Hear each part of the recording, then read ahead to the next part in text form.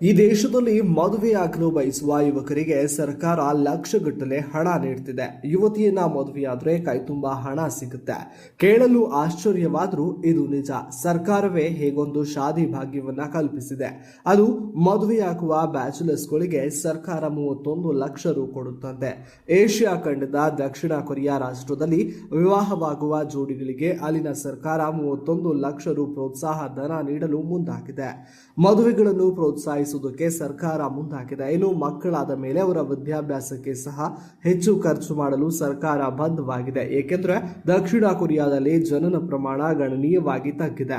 ಇದರಿಂದಾಗಿ ನವಜೋಡಿಗಳು ಮದುವೆಯಾಗಲು ಮತ್ತು ಹೆಚ್ಚು ಮಕ್ಕಳನ್ನ ಹೊಂದುವುದನ್ನು ಪ್ರೋತ್ಸಾಹಿಸಲು ಸರ್ಕಾರ ಈ ಯೋಜನೆಯನ್ನ ಪರಿಚಯಿಸಿದೆ. ಇದನ್ನ ಸಾಕ್ಷೀಕರಿಸಲು ದಕ್ಷಿಣ ಕೊರಿಯಾದ ಬುಸಾನ್ ನಗರದಲ್ಲಿ ನಡೆದ ಕಾರ್ಯಕ್ರಮದಲ್ಲಿ ವಿವಾಹಿತ ದಂಪತಿಗಳಿಗೆ $38,000 ಅಂದರೆ ಇಂಡಿಯನ್ ಕರೆನ್ಸಿ ಪ್ರಕಾರ